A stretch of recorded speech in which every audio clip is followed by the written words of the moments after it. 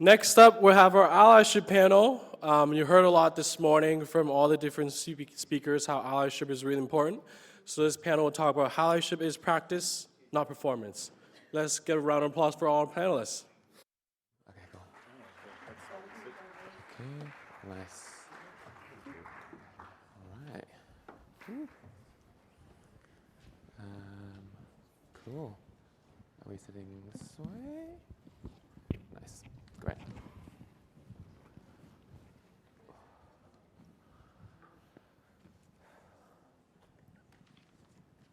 God, it's high energy in here.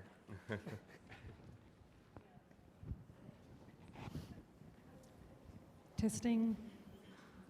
Hi, everyone.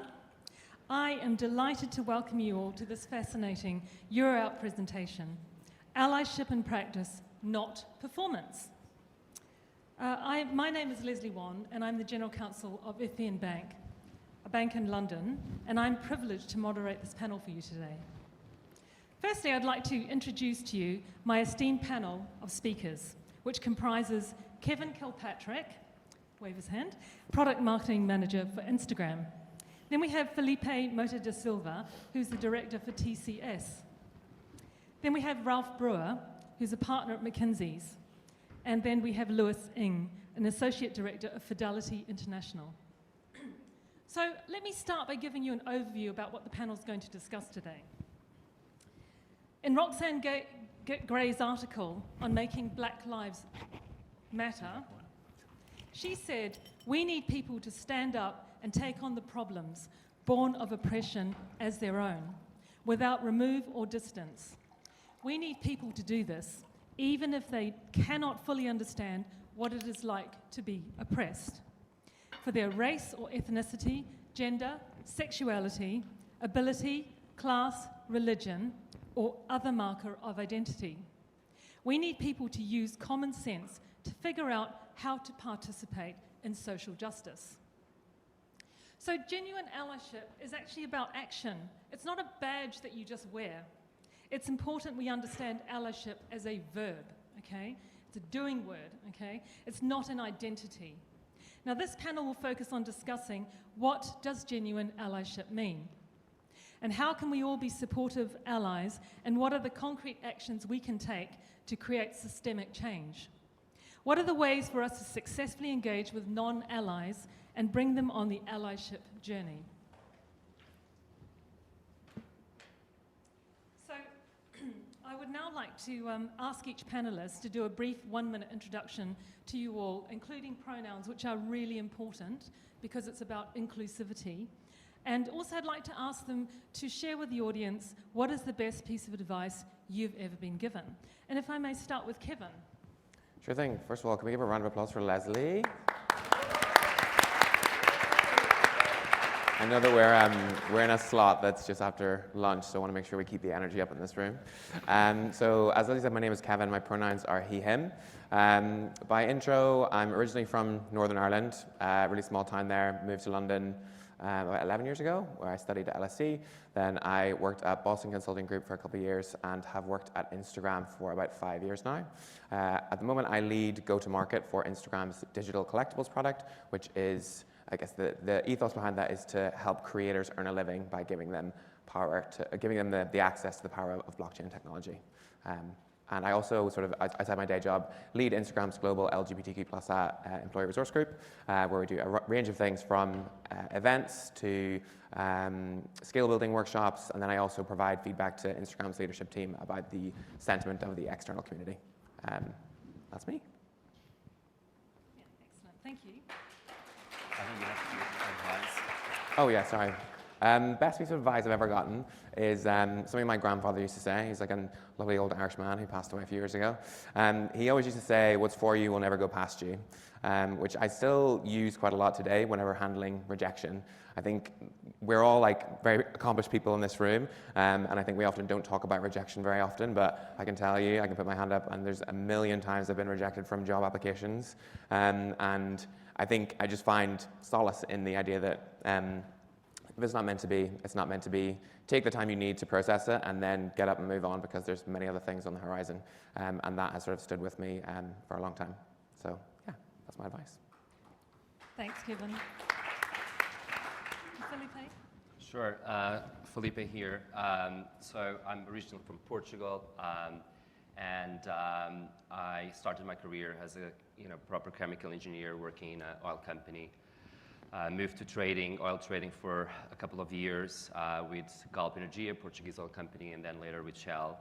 Did my MBA in the US, worked for an oil company based out of China, moved with them to China, and the last 10 years been working in consulting, and the last 7 with Tata Consulting. This EUROUT is really special for me, being in this seat, because 7 years ago I was there in your seat. I was not out. I was that, by friend, that some of you probably been. And so it's really important for me this conference and being here and being seated here. I think what is also important about my career, I started in TCS 7 years ago at a time that we didn't have any LGBT network. So, 6 years in, I started our LGBT network with just one person, myself. Today, we are 800 people as part of the LGBT network of a 625,000 people organization, so still a way to go. And I think what's also important about, best advice for me has been, really around taking risks, which is something probably my mom usually, forced me to do. And I think the best, risk that, a lot of the times we take as leaders or even entrepreneurs is really kind of managing some of the money that other, organizations have and putting that into risk. But I do think one of the biggest risks a lot of us, don't take because we are too afraid of is fall in love.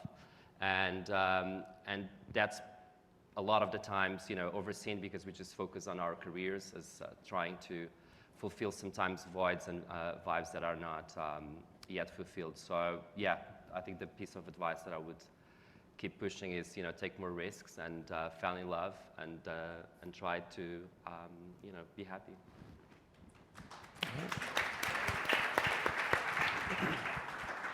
Ralph? Yeah, my name is Ralf. My pronouns are he, him, his, and I'm a partner at McKinsey in the Cologne office, part of our marketing and sales practice, and I'm globally co-leading our MedTech commercial practice. And in terms of LGBTIQ, I'm leading our GLEM network, which is our LGBTIQ plus network. I'm leading this in Europe, and for me, specifically important is to grow allyship. We are now more than a couple of thousand allies in Europe alone, and if you look at globally, that is even wider. And for me, it's super important because in the end, also when I look at the piece of advice I received, it's always this idea of looking at it from multiple perspectives. And I realized also for myself when I'm an ally, I'm not always at my best doing this. Actually, it's really hard to be an ally. Because if you look at all the colors from the rainbow spectrum, especially if you look also to colors that might be more recently in our focus, then it's something where we all do errors and all do mistakes. And I think it's super important to then realize this and look at it from multiple perspectives. And I think we can go into some of the examples together. But first of all, thanks for inviting me, and I'm happy to be with you.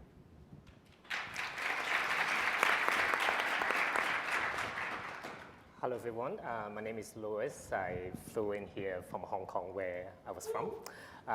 Very happy to be here today because last 2 years I was on the screen, but this time I came here in person, so really happy to see everybody here. And thanks once again for the organizer for great work done. So my pronouns is him and his, and I have been in campus recruitment for over 14 years, so if you're looking for a job, please come to me afterwards. I have been with Fidelity for about 6 years, and my day job is to look after all the recruitment in Asia, India, and also global MBA programs. And my night job is to run our global LGBT plus network, which I found about 6 years ago. Basically, because of my HR background, I got involved with a lot of our policy changes and also around our offerings to the LGBT plus colleagues in the community. And I also work a lot of the community support with Pink Dot, Pride Parade, and many other organizations that we support in the region as well. My best piece of advice, I would say, is around giving back. I remember when I first came out about 12 years ago in the Royal Bank of Scotland. I didn't really have anybody, but suddenly my manager was my biggest ally. And I felt like that since then, I believe that I had to keep giving back to the community. So what I've been doing is I've been coaching or mentoring normally about 10 students every year.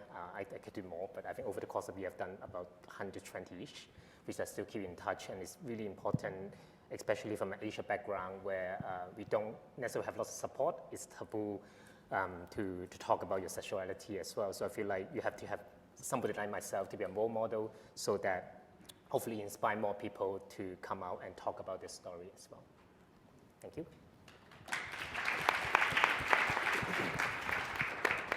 Thanks, boys. So I'll just quickly tell you a bit about myself. So as I said, I'm a lawyer in London. I wanted to let you know how I became an ally for the LGBTQ+ community. It started in 2004. I left my job, my big city job at Elanova in London, and I got myself into drama school. So I flew to West Hollywood, and I went to acting school, and it was fantastic.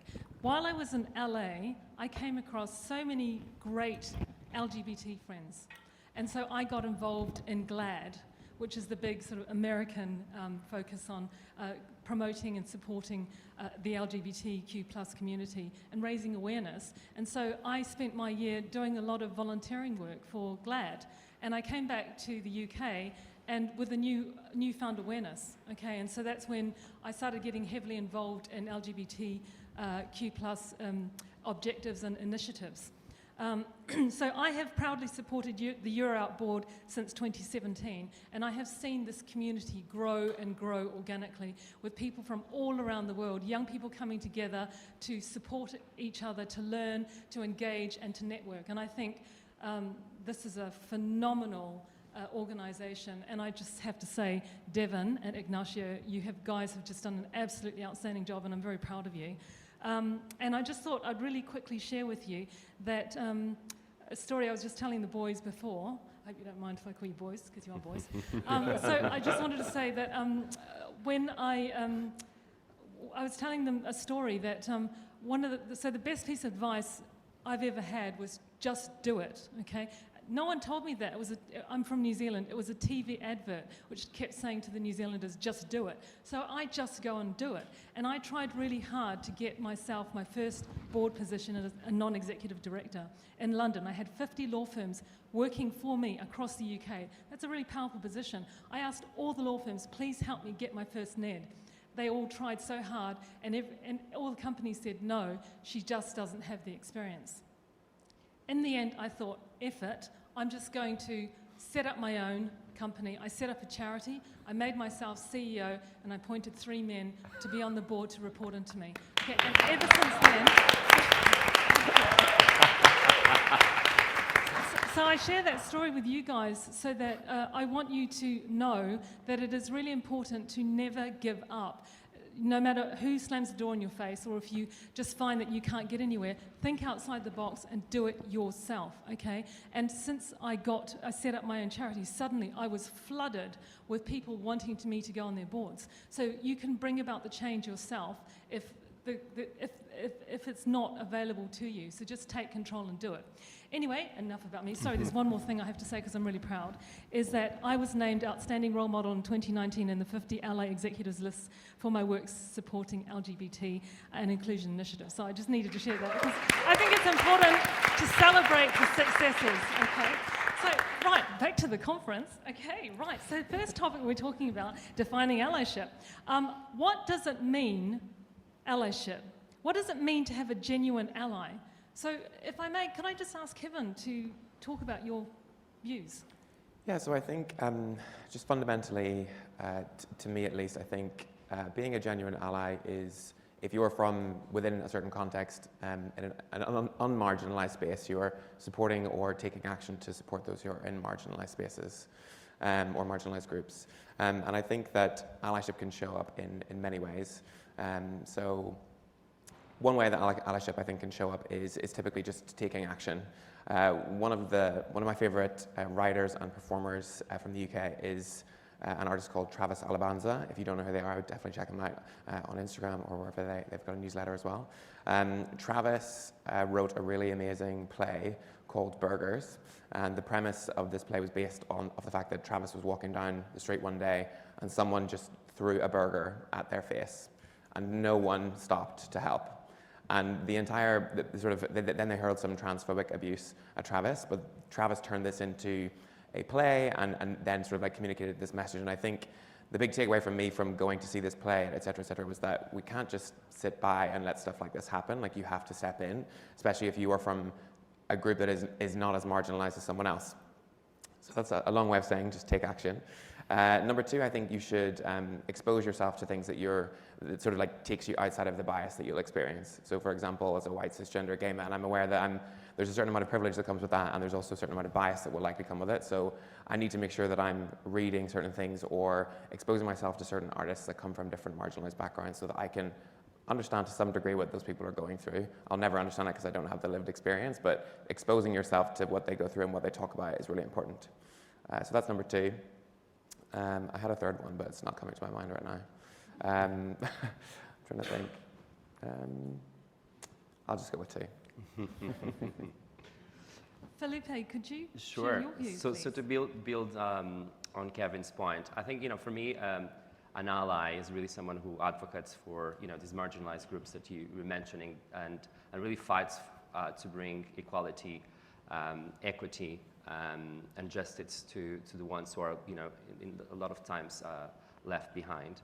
And an allyship is really that strategic mechanism that makes, all the allies to cooperate, bring, their forces together and collaborate and almost co-conspiracy together to bring this fight of justice for the ones who still don't have. I can bring a recent example that we did within Tata Consulting Services. We created what we call diversity, allies of diversity. And it's not just so much about bringing allies within our internal company, but actually bringing our clients together and bringing our own employees together to hopefully to elevate the dialogue and create the change that it's needed.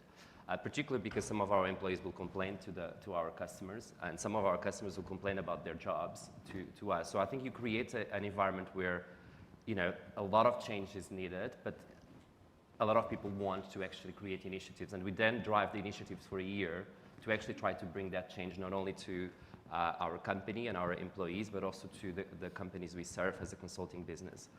And I think last around for me on being an ally or a genuine ally is really bring this positive and intentional, cautious, action to drive, what it's supposed to happen and fight that good fight. So you cannot just be an ally on Monday, be a gay on Tuesday, and be bisexual on Wednesday. So once you are an ally, it's expected for you to be really intentional on everyday actions and bring that to your journey as a genuine ally, and that there is that expectation that it's really needed. Yeah, it's actually like sustainable inclusion. It's what can we do to make this, it's automatic. You don't have to think about it, just complete inclusion. Thank you very much. So could I talk about personal journey, support from an ally? Can you guys share with us some instances where you felt truly supported by an ally? And why was it important? And how did having someone take those steps towards allyship impact on you? And can I start with Lewis? Would you mind sharing that? Sure. So I think I've been quite grateful to have a lot of supporting colleagues and my managers for my career. So I mentioned that I came out about 10, 11 years ago, and that was quite a groundbreaking experience for me.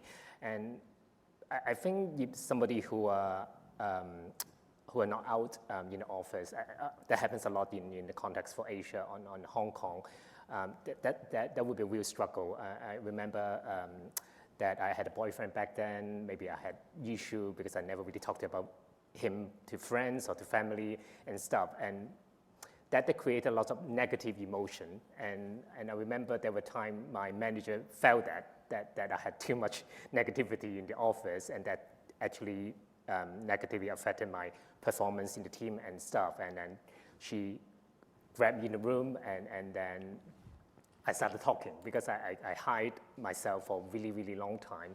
And I felt that at that moment, I had to tell somebody. Otherwise, I think it was not good for myself. And I was so pleased that my manager was, she said she knew already. I was such a relief for me, because at that time I thought, okay, you had to say something. That was a really big moment for me, because I thought, would people think me differently? Would I be accepted, etc.? But since then, because of that, I felt much better, because I didn't have to hide anymore where I went for the weekend, who I was with, and I even could introduce my boyfriend back then to my managers, and that was quite important, because at the end of the day, I really wanted to focus on my work, and because I was not out back then I was only able to give maybe 50% or less of my time in my work. But with the help of a true allyship, that the manager really do care about, not just about you as colleagues, right? Care about you as a friend, and who understand what your struggle, what kind of things you're experiencing, especially in the context in Hong Kong, where most of the my friends and in the community, they may not be out to your family. I never had a coming out story with my family, but I just posted on Facebook. And one day, they realized that, oh, okay, you had a boyfriend, you live with a boyfriend, etc. So I was quite blessed about that. But I think because of this experience with the strong allyship with the managers, I decided to join the LGBT plus network, share my story, and became a role model, because I think for me it's important that I share the story, so that I'm not asking people to come out, but hopefully inspire them that there's a supporting system in the company or in the wider community, so that you could you're not alone. I think that's the most important message that I'm trying to give. And that's why I mentioned about giving back, because I think back there in the room, we talk about hopefully we inspire one person per day, so that we can have an army of people sharing the same goal of building better allyship and hopefully change the world. But it's a one step at a time, I would say. Thanks, Lewis. I think the thing that people sometimes forget is that, like, I'm Chinese by background, so I understand it, but coming from a Chinese background, it's not talked about. LGBTQ+, you don't go, hi, we've got an LGBT community. It's just not talked about. They just keep it hidden, and it's really quite unacceptable. So to make a stand in the way he's done, he's actually making change. You're making change and making a path for other people, and it all adds to the positivity of bringing about change. So I think that's wonderful. Ralph, can we turn to you now, please? Yeah, happy to share. The situation that comes to my mind happened in a boardroom. And you have to picture this setting. It was this typical setting of 8 white men, so not as colorful as your board setting there, but 8 white men sitting there and doing decisions for a company. In fact, it was even a medium-sized company. And it happened to be Day of Pink. And I was there together with a colleague. He's a senior partner in our firm, and Jesko is his name, and he happened to wear pink sneakers because it was Day of Pink, and obviously we want to symbol this. And the CEO was asking him, Jesko, why are you wearing pink sneakers today? I mean, I know you are crazy and you like sneakers, but why pink? And he said, like, yeah, it's Day of Pink. And he said, like, yeah, but why Day of Pink? What is this? And I was so blown away in a positive way, because Jesko explained this full story of Day of Pink in terms of when it came up first, why it is important, and what it means to him. And it was very emotional for me, because on the one hand, it was not about me, and on the other hand, it was fully about me, this conversation that just happened there in this room. And this reaction also, I mean, you have to picture this situation. I mean, it's a super precious setting normally in a board meeting. Every minute is timed. And we were talking already since more than 15 minutes now about Day of Pink and diversity. And this is something that gave me a lot of energy.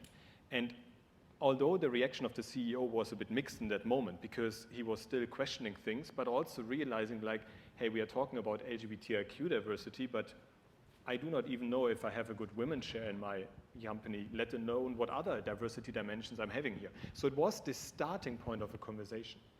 And what was interesting then, when a couple of days later I had one of the typical one-on-ones with him, we for the first time had a different conversation.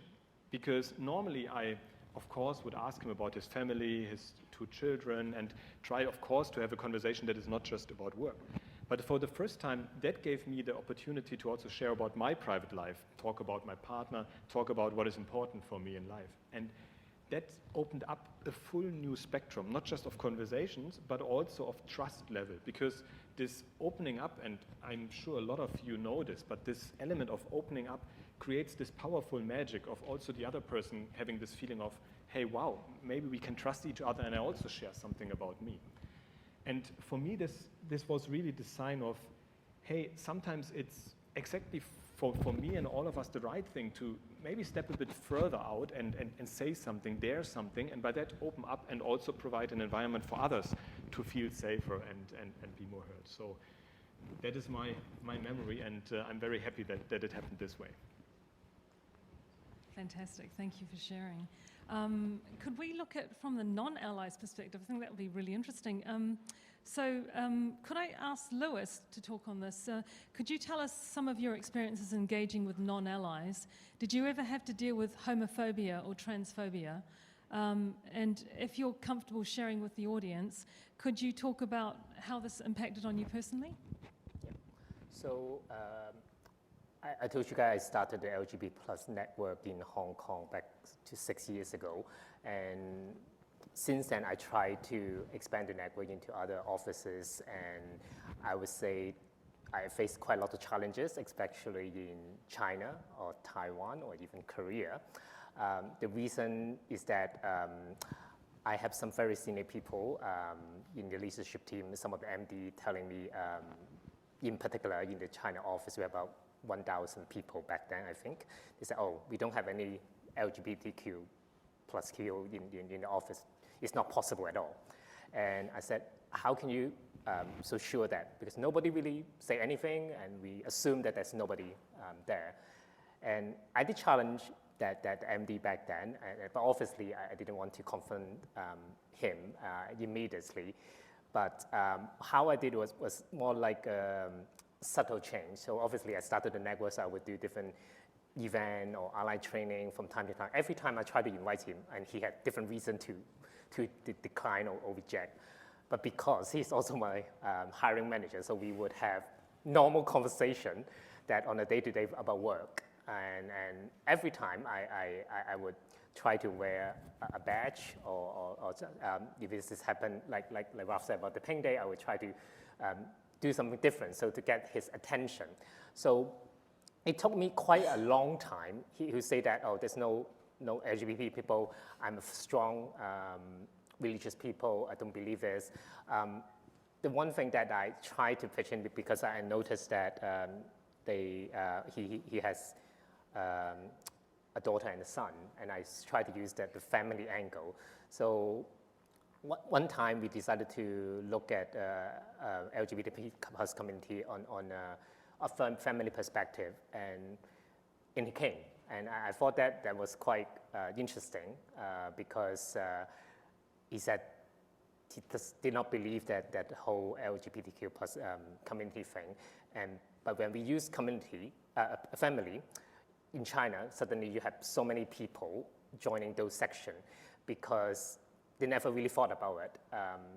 You don't see the community in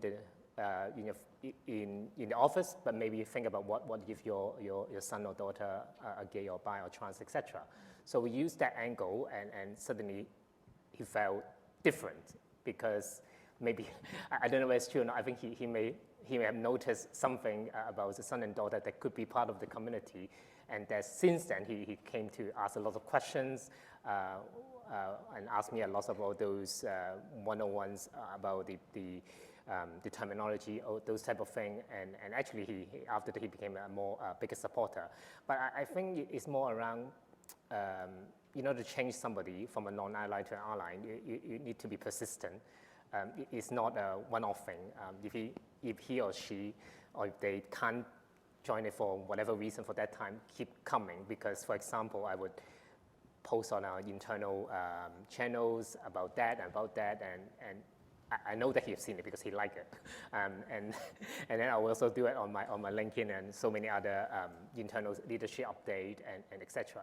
So all these things all add up, and you never know whether that change will happen just one time at a click, and then that person will change. Similarly, for what I said about beside this, the MD in China, similarly in Taiwan and also in Korea, that there's very strong opposition from some of the religious group. And the important thing is, I was trying to do it from Hong Kong, so it was a bit tough. I couldn't go there all the time. But the important for me is to find some local potential ally and try to influence the conversation, and that happened from a day-to-day local meeting, from a town hall, or even an event, so that the conversation will continue, and hopefully that I feel like that situation was not too difficult, but in a way I feel like you change somebody from the top, and hopefully more people will follow in that sense. So I'm hoping that from all the airlines here, you can sometimes take one airline or two airlines together with all these conversations together, so can add up the force together. But I felt like that in Asia that happened quite a bit because, as Alicia also mentioned, because of the culture, because of the thing that we normally talk about, but it takes time. I'm also pleased to say, I mean, in China, we do have an established network now, and we do have a couple of people who are very out and supporting our journey together. And we recently also did some training in Mandarin. I think language is quite important, a local language, because that really help people to relate about the context and help to understand about the struggle that we have. Yeah, I'd just like to comment on that and say, guys, we all have an individual responsibility to pave the way forward for ourselves and for the people behind us. Okay, and so these guys up here are doing really great work because this stuff has already been done, and you guys, get the benefit of it. But I also think it's important that you guys take responsibility too. So what Lewis was saying just now about, it's not, you're not going to bring change overnight. There are people who are really staunch, in opposition, staunchly against, what we believe in, just want to be normal human beings.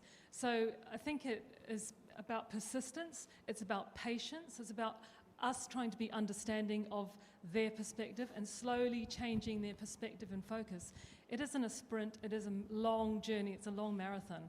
And I think don't give up and don't be afraid to challenge and speak out. Okay, I think that's really important. Thank you for that. Could I now ask about becoming an ally? Have there been people in your life who have turned from being a non-ally to someone who engages in allyship? And what has enabled those changes? Felipe, would you like to talk about that? Sure. I think my story is probably very similar to a couple of you. So probably like the reason I took so long to come out was I grew up in a highly Catholic family in Portugal, very conservative. We didn't know anyone gay in our family, and we have a very large family. So the idea of coming out was almost quite impossible for me to picture. And I remember a lot of the times my dad using the F word, which is in Portuguese or Spanish, maricon, that we heard before, and he would point out for different people, this is not okay, this is not good. So it took me a while to come to terms with that, and I think it was pretty much when I decided to do my MBA and left Portugal that I started to come to senses of what I felt and who I was. And so the time, it took me a couple of years to come out to my dad, after I attended EUROUT that year, I went back home and I thought to myself, I need to do more stuff, because a lot of people were paving the way to having the rights that I had at that time, but also they fought a lot for all of us to be here. And at that time the room was really small in the cave on the other building. So really for me, you know, and I think we can never underestimate the power of this conference and the momentum this is going to build for you. But what really enabled, you know, me to tell my dad, and it was a very, you know, dramatic, I would put it that way, the conversation we had. I remember like telling him about it, and we both, you know, were crying, and it was a very, you know, tough moment because he mentioned to me that if I have told him 10 years before, he would never would have talked to me in life. So what actually changed for him to accept me that day? I think there was a couple of things, and one was clearly about this patience that we built. And I think the fact that he knew that I was doing great things on other organizations, not so much about LGBT, but about diversity, I think, you know, starts to create, you know, some thoughts on his mind of why he's doing this stuff. So that you know, was one of the points. The second point, I think, was really related to what sometimes we undermine about role models. So in 10 years, a lot of new people came out, people who were at that time, you know, António Soares, which is a Portuguese, who was CEO of Santander, and HSBC, actually UK, and now Santander. So there was a couple of people who really showed up and start talking about being LGBT and being out, and people start talking about it, and I think that really created an impact for all of, you know, the other ones who were being in silence and thought, why should I come out at work? That make any sense?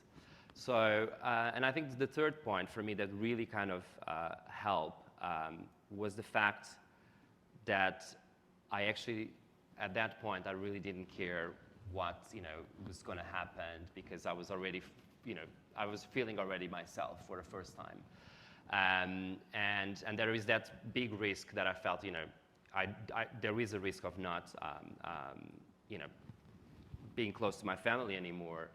But that gave me the energy and the confidence to really kind of to speak out and to be like fully my authentic self. So I think, you know, this journey really takes, you know, as Alois was mentioning, it just like, you know, a lot of persistence and patience.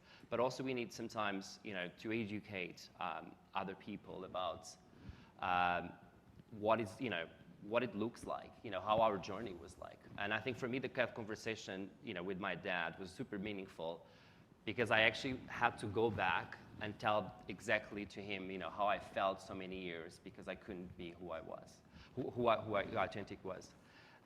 So frank conversations and really educating, you know, people takes a long way to getting, you know, allies with you on the journey. We need to make sure that they understand what were your struggles, you know, why you are, you know, so damaged sometimes for the things you you are still to fix, and getting them, you know, with you to avoid that other people experience the same.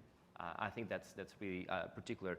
And today, you know, I can tell you, like, my dad, you know, has a big logistics company back in Portugal.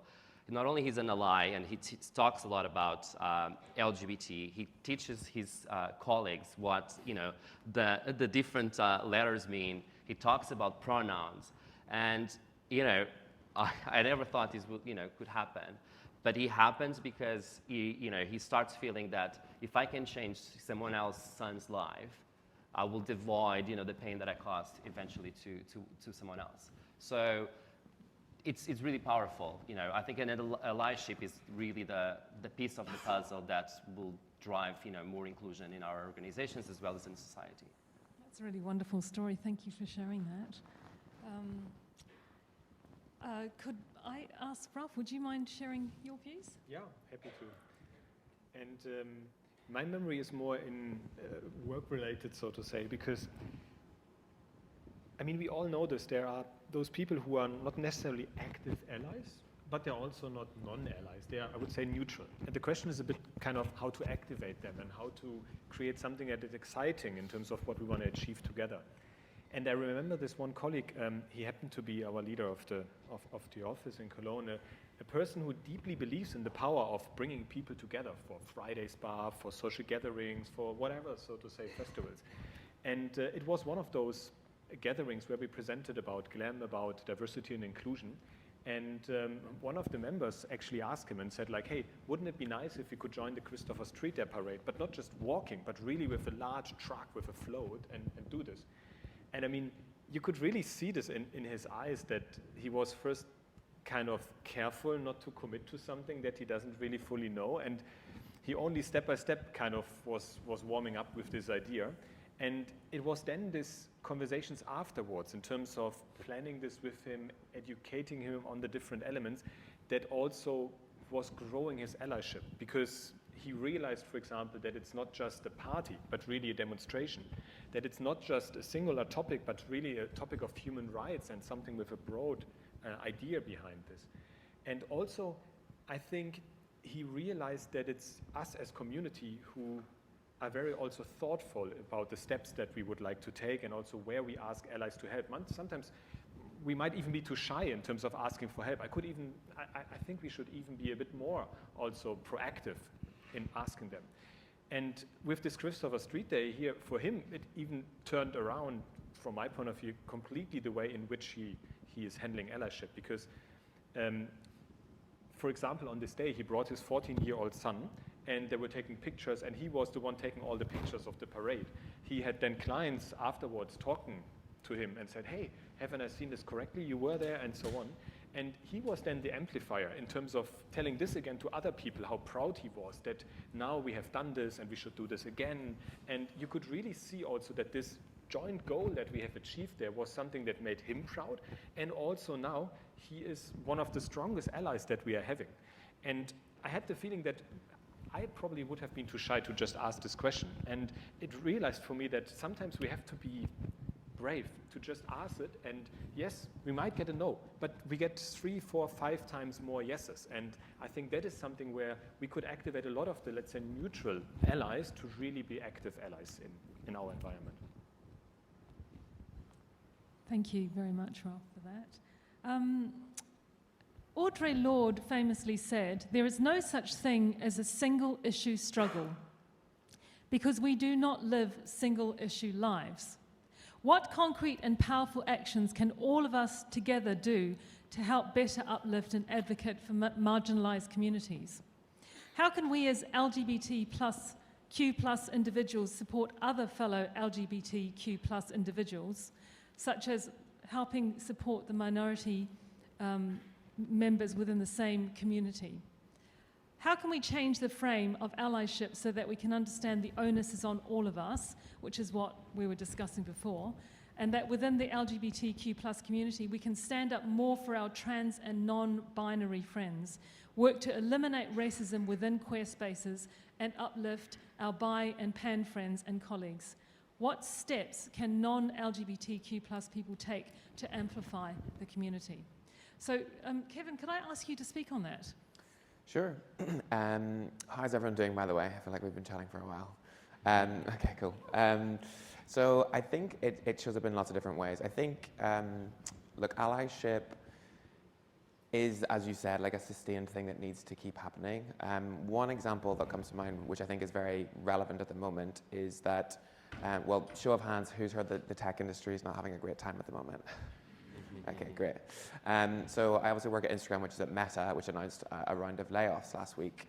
And part of UK employment legislation, which is not unique to, this is not unique to Meta, it's for all companies in the UK when they do layoffs of this size, they have to go through like a 45-day consultation period with employees.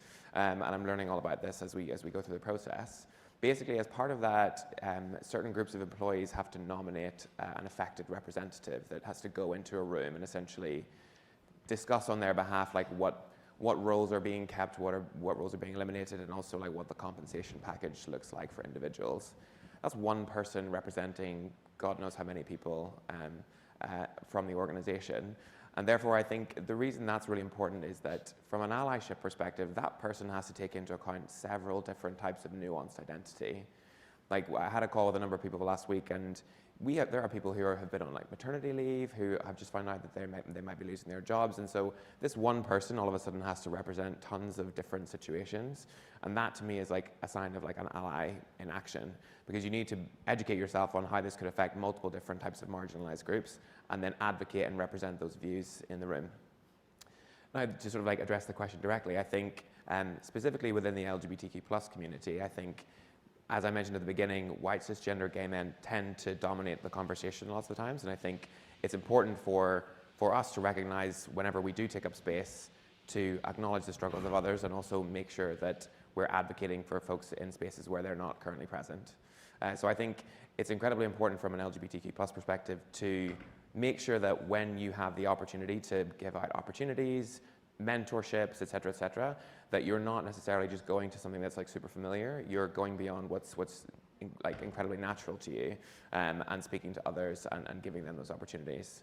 Another example that comes to mind is because of my position at Instagram, I have the opportunity to select artists that we work with to create like stickers that go into the Instagram stories feature, which is like quite a niche example, but I really enjoy it.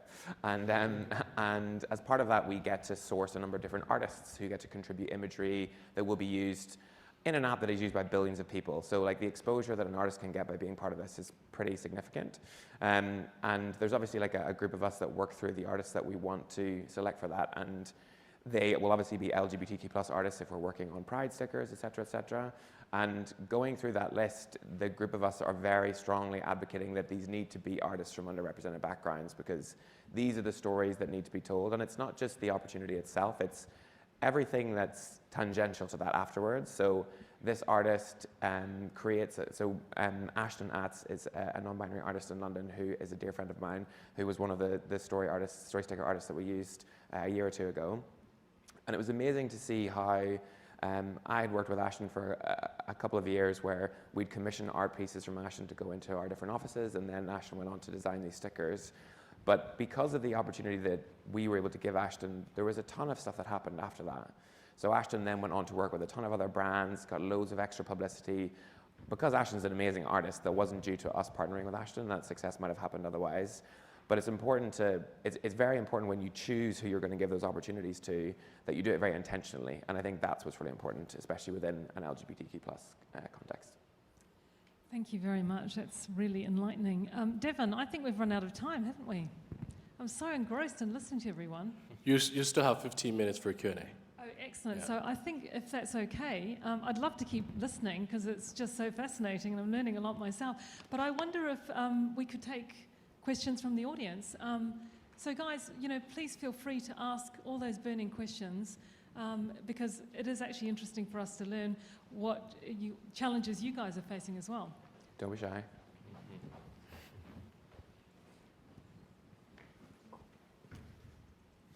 Hi, everyone. Thank you for taking the time to speak with us today. My name is Manny, also at LSE right now. So my question may be a little bit difficult, but we kind of talked about individual allyship. But what happens, as a business when you have to take on clients, right? You have to make money, and you realize you may be working with a client who just frankly doesn't support you, or the company doesn't support you. How do you approach those conversations? What advice do you have for dealing with that? I can give you an example. I'm not sure, I'm not going to say like it's the best thing to do. So I work. I probably didn't deep dive, but my business, I lead the consulting business for energy resources and utilities in the UK and Europe. And I worked a lot with oil and gas companies who are based, have a lot of operations in Middle East and Africa, where LGBT rights are not, they don't exist actually. And I reject work that it's in some of these regions. And in my team, they have the option, whatever work we have, to reject if they don't feel that they're, the countries where we are working are aligned to some of the values that are essential for us to be alive. And I'm not sure, again, this is quite sensitive for me because I think the last couple of years I thought, if you continue to support some of these regions and some of these, clients that are not, aligned to what you want the world to be, it feels like nothing will change. So the way for at least for I personally to lead with it is to say no. I don't travel to Middle East. I know it could be seen in both ways. I know some other people say if you take that option, you are actually probably not helping. But I think there is different ways and options to do it. Like that's how I operate and that's how I run my business, and my company supports that. So I think from a business perspective, if you also look at my company, I'm not publicizing them, but we do not work in a lot of countries where human rights are not met. So we do very few work actually in some of these regions where human rights are actually disrespected. So that's just a small example of an action that you can take. Yeah, maybe I can add a thought to that one, because I think there's this institutional level, and I like this example very much. I think there's also something we can do on the individual level, because especially in consulting, I think it's most important that there's a choice. I mean, we call this preference-based staffing. That means when you personally decide, I do not want to work in this and that region or in that and that industry, I mean, there might be multiple reasons, of course. You don't have to do this because you give 3 choices, and if you say I only want to do retail, then your 3 choices are retail. And what I mean by that is, I think exactly what you said, and additionally also there has to be something on individual level, because choices are very different. For us, it might be the LGBTIQ+ topic. For others, it might be something about industries that they don't want to serve. Some even say also banks are evil and so on. So there are different views, and I think we also have to be open-minded to those views and then deal with this. Yeah, just to, I think we need to take a stand. And people who work with me really see that. I think if you really not need to, the world as it is, it's still not good enough. So we need to take the stand, and you need to act, and you need to put, just not doing anything is just not an answer. So I think it's really important to take a stand, and it's good to work for companies to actually support that stand. And yeah, I would say just, I keep fighting, like that's the way, that's the way to go, unfortunately, but that's the way. And thank you, guys. I also want to just comment that we ran out of time, but the next topic was actually on corporate social responsibility and what corporations can actually do to support the LGBTQ+ community. But unfortunately, we ran out of time. But what I can do is refer you to a fantastic article which Ignacio referred to me. Thank you, Ignacio. It's from McKinsey's, actually, and it talks about allyship in the workplace and what corporations need to do better, what different types of things they can actually do to take responsibility, to focus on inclusivity for the LGBTQ+ community. So I encourage you to have a look at that, because I looked at it myself and I thought, these are all fantastic points. These are the points I would like to take back to my organization and say, should we think about doing this structure? Let's discuss it as a team to find out, is this appropriate for our organization? Because currently we don't have the structure. How will it benefit our community? So I think it's actually having the courage to have those conversations, and I would encourage you to start there. Thank you. Can we have any other questions from the audience?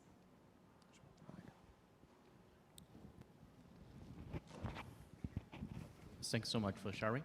I'm really glad to be here. Actually, I have some kind of personal question. I'll keep it short, because during the internship, I go to a new company, and it's in Singapore. And actually, the first week, some fellow internship asked me directly, say, "Are you gay?"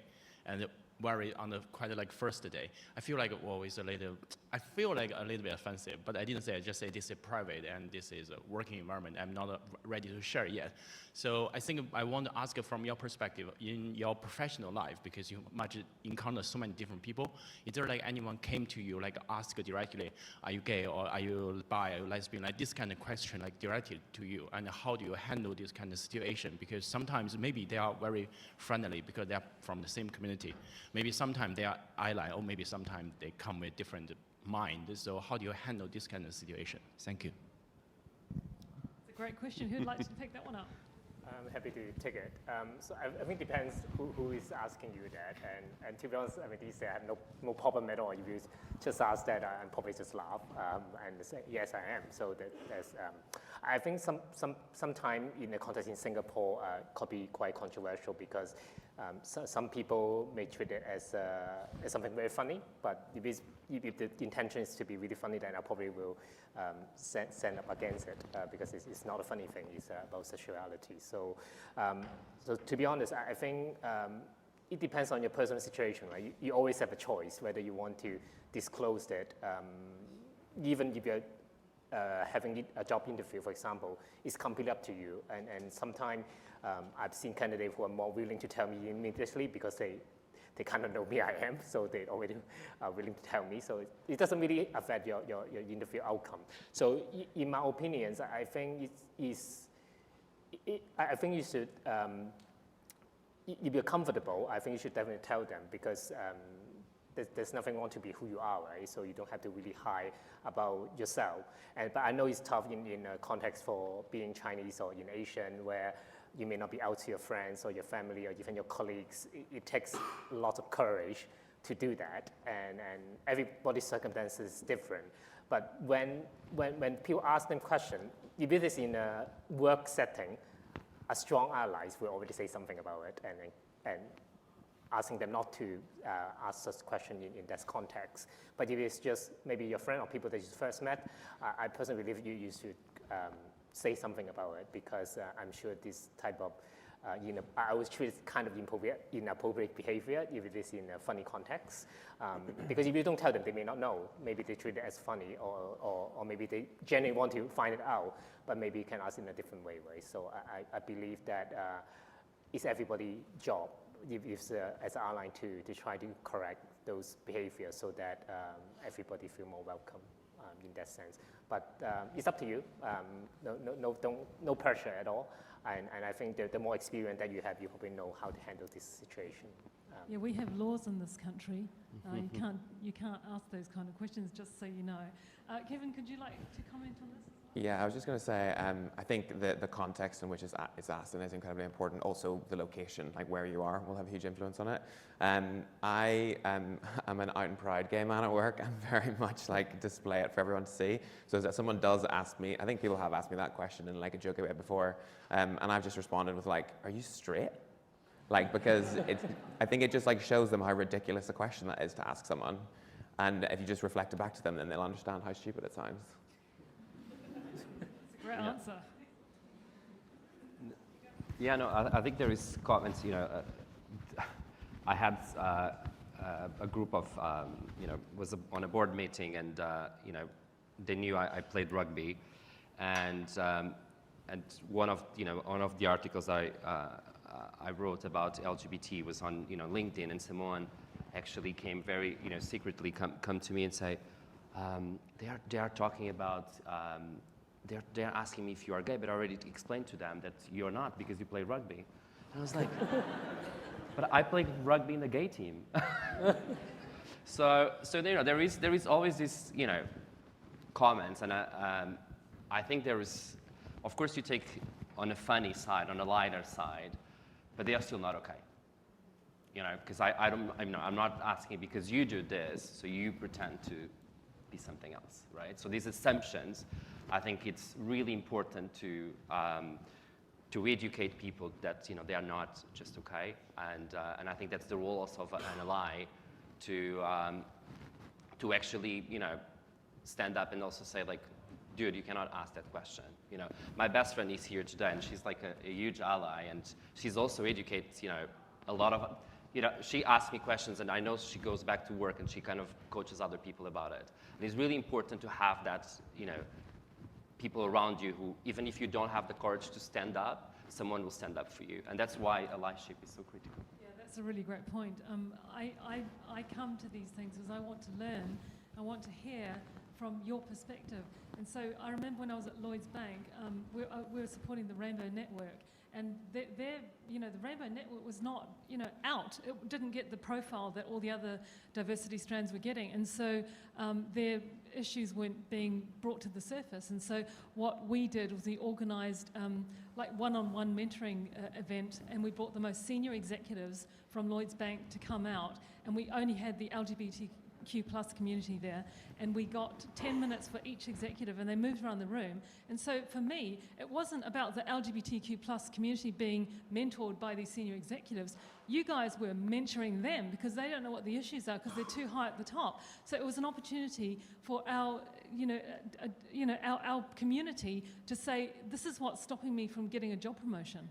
I'm not comfortable doing this at work, or this is the kind of thing that's happening to me at work. How do I deal with it? And it's only when you raise it and you educate people in an influential position that you can bring about the change. So that's why it's important to stand up, be proud, and call it out. And don't be afraid, because we all have rights to be here and to live the lives that we want to live, and so to be comfortable in our skin. And we need to help ourselves, basically. So, Yeah.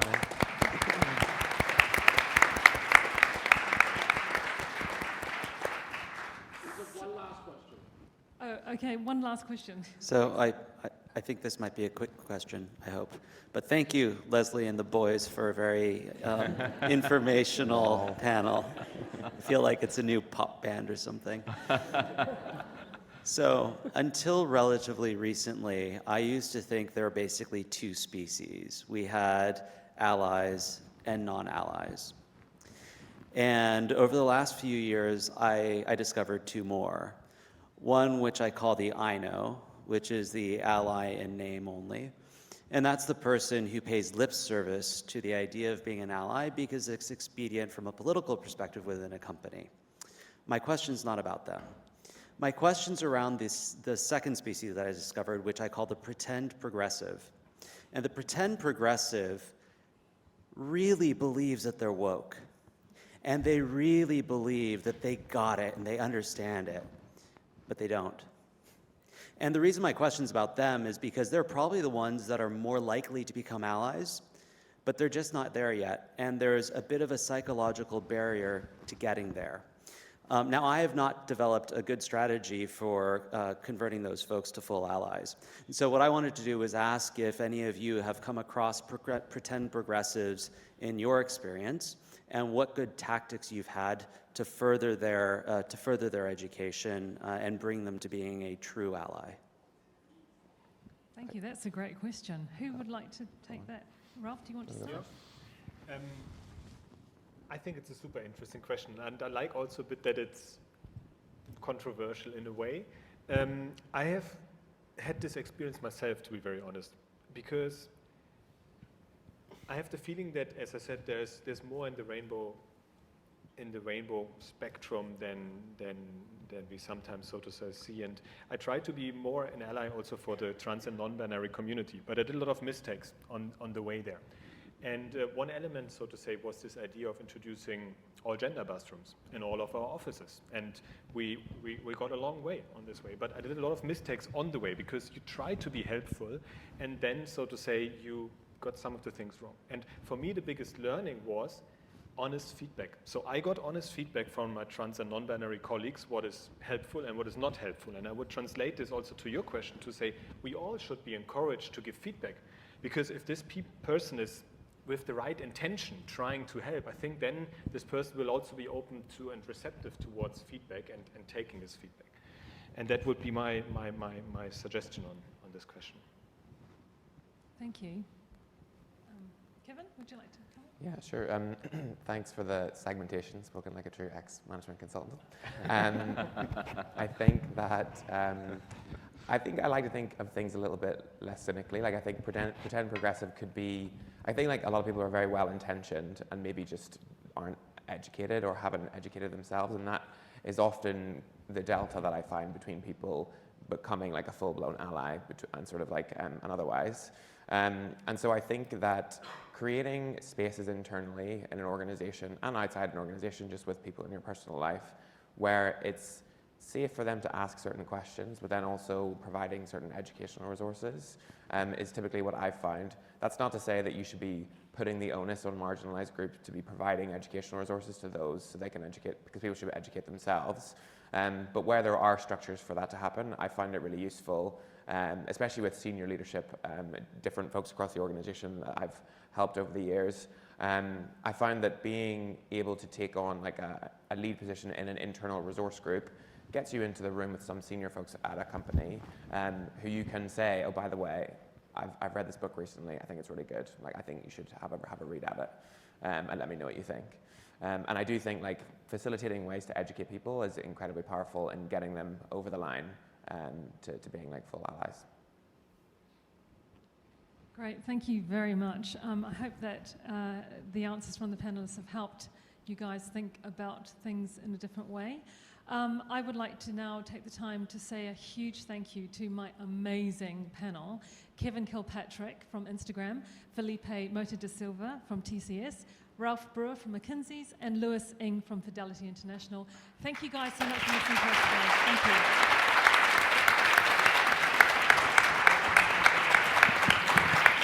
Also, thank you to Leslie, everyone. To Leslie, great moderator.